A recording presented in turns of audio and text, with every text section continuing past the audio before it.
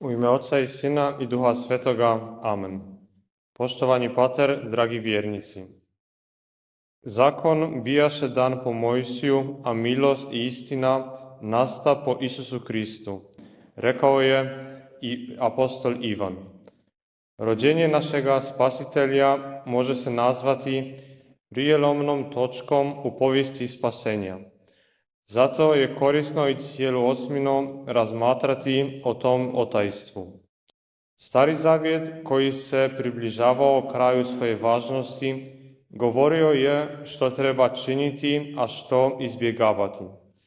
Čovjek je, međutim, bio preslab da bi sve to obdržavao, kako je govorio sveti Pavao. Krist je ipak došao s milošću i naukom, kako bismo mogli ispunjavati čak i savršeni zakon Novoga Zavjeta. Čovjek danas može lako izići iz močvare grijeha i postati dobar, zahvaljujući Spasitelju, čije rođenje slavimo 8 dana. Od mnogih promjena koje je Krist donio, htio bih danas obraditi jednu ključnu. Gospodin naš došao je uništiti egoizam, koji je bio i još je i danas jedna od glavnih zapreka sreći, dobru i spasenju. Egoizam se može nazvati neurednom ljubavlju prema sebi. On stavlja svoje želje i potrebe iznad Božjega zakona naravi i prava drugoga čovjeka. Egoizam se vrti oko sebe, stalno se uspoređuje s drugima, sanja o posjedovanju, o tome da bude cijenjen, priznat, da bude bolji od drugih. A kad naiđe na zapreku sa strane druge osobe ili Boga, želi neumoljivo nametnuti svoje predodžbe. Egoizam ne smijemo brkati sa zdravom ljubavlju prema sebi, koja želi sreću za sebe i druge, želi služiti Bogu i bližnjemu, a zato očekuje nagradu na nebu. Ona želi postizati uspjehe u činjenju dobra i smisleno provesti svaki dan života, ali se ne usredotočuje na sebe. Zato, kad naiđe na zapreku u vidu opravdanih zahtjeva druge osobe, lako popušta, jer nije prvenstveno tražila sebe. Zdrava ljubav prema sebi zapravo potpada pod ljubav prema Bogu, jer Bog želi da sebe ljubimo na takav način. Čovjek ima jednu ljubav, koju mora dijeliti na različite objekte. Što je više neuredne ljubavi prema sebi, to manje ljubavi ostaje za Boga i bližnjega. Što je manje zle ljubavi prema sebi, to je više Božje ljubavi, koja se odmah ulijeva u prazninu nastalu nakon ljubavi prema sebi. Unutarnje prosvjetljenje nad naravno svjetlo dolazi kada počnemo prezirati sebe, svoje neuredne želje. Dokle god čovjek vjeruje u laž svijeta, da će pronaći sreću ako samo stekne više vlasti, tjelesnih užitaka, novca, priznanja, ljepote, odmora ili sličnih, tada lako griješi u nadi buduće sreće, ali ona ne dolazi, jer to je laž. Ili će čovjek to doista postići i nakon prvih doživljaja opet neće biti sretan, ili će proći godine i shvatit će da to do smrti neće uspjeti postići. Ali tada se život već uspio pokvariti i treba na vlastitoj koži osjetiti žalosne posljedice nereda koji izlazi iz grijeha. I to je, nažalost, svakodnevna stvarnost većine odraslih ljudi kroz stoljeća. Ali ako netko to shvati i doista prezre sebe, kruženje oko vlastitih želja, snova o nekoj drugoj stvarnosti, taj će vidjeti kako u njega ulazi kraljevstvo Božje. Pogledajmo, dragi vjernici, kako nas je sam Gospodin tome točno učio. Usmena predaja i viđenja blažene Ane Katarine Emerich govore da su Kristovi djedovi i bake bili prilično bogati.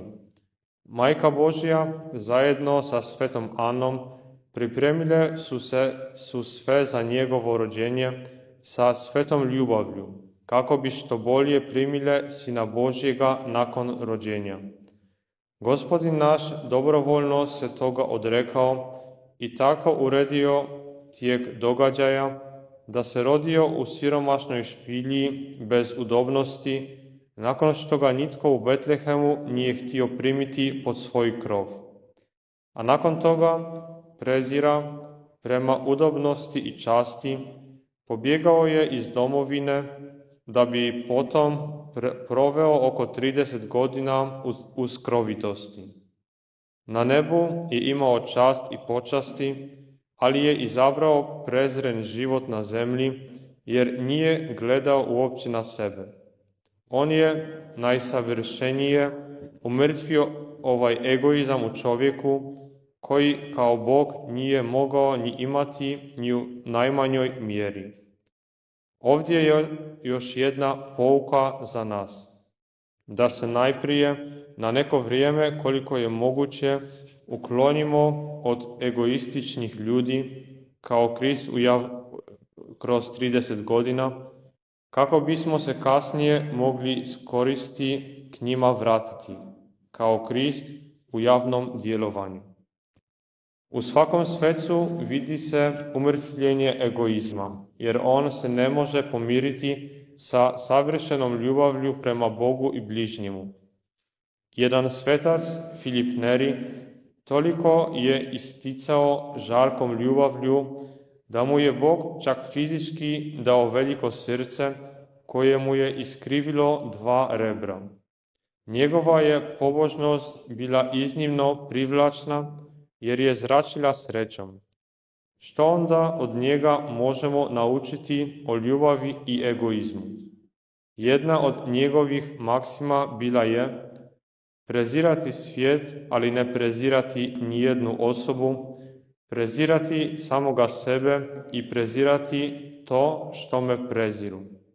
I doista, dragi vjernici, malo što tako uzdiže k Bogu i čisti od ljubavi prema ovome svijetu, kao iskreni prezir koji netko gaji prema nama i ne skriva ga.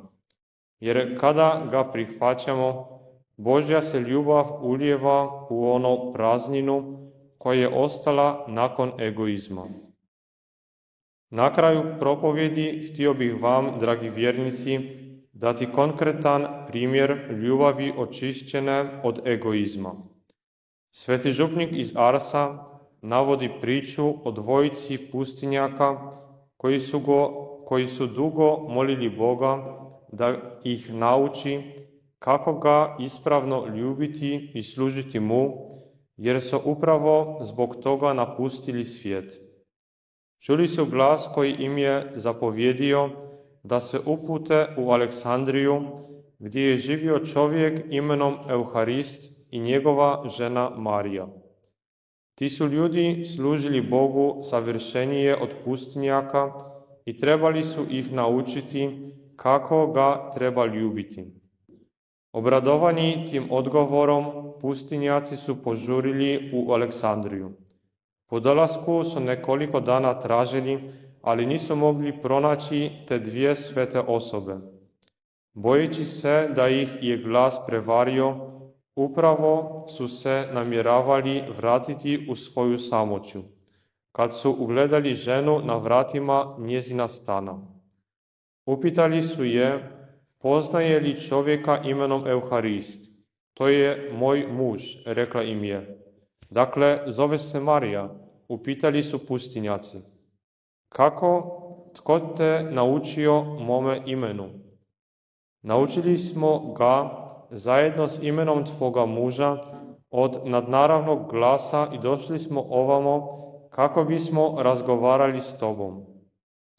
Muž je stigao navečer vodeći malo stado ovaca. Pustinjaci su odmah potrčali da ga zagrle i molili ga da im ispriča o svome načinu života.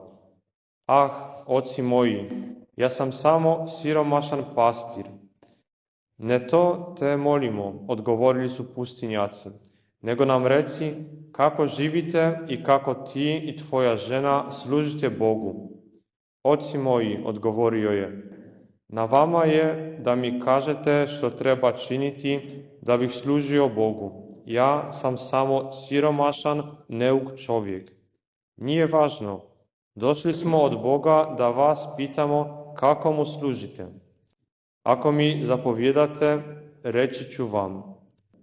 Imao sam sreću imati bogobojaznu majku koja me od najranijeg djetinjstva poticala da sve činim i sve trpim iz ljubavi prema Bogu. Podnosio sam male kazne koje sam dobivao iz ljubavi prema Bogu. Sve sam pripisivao Bogu. Ujutro sam ustajao, molio se i sav svoj rad obavljao iz njegove ljubavi. Iz njegove ljubavi odmaram se i jedem. Trpim glad, žeđ, hladnoću i vrućinu, bolesti i sve druge poteškoće. Nemam djece. Živio sam sa ženom kao sa sestrom i uvijek u velikom miru. To je sav moj život kao i život moje žene. Pustinjaci, zadivljeni prizorom duša tako dragih Bogu, upitali su ga ima li kakva dobra. Imam malo, ali to malo stado ovaca koji mi je ostavio otac dosta je mi. Još mi nešto ostane. Svoj skromni prihod dijelim na 3 dijela. Jedan dio dajem crkvi, drugi siromasima, a ostatak uzdržava mene i ženu. Loše jedem, ali se nikada ne žalim. Sve to podnosim iz ljubavi prema Bogu. Imaš li neprijatelja? Upitali su ga pustinjaci. Ah, oci moji, tko ih nema? Trudim se činiti im svako dobro koje mogu, nastojim im se svidjeti u svakoj prilici i trudim se nikome ne nanositi štetu. Na te riječi dvojica pustinjaka ispunila su se radošću što su pronašli tako lagan put da se ugodi Bogu i postigne najviša savršenost. Čista ljubav prema Bogu sama je po sebi jednostavna, svatko je može prakticirati. Još danas slavimo dalje rođenje onoga koji nam daje nauk i snagu da se očistimo od egoizma i ljubimo Boga cijelim srcem. Kakva je to radost i sreća za dušu koja stvarno želi postati dobra. Tu vam radost svima želim za cijeli život. Amen. U ime Otca i Sina i Duha Svetoga.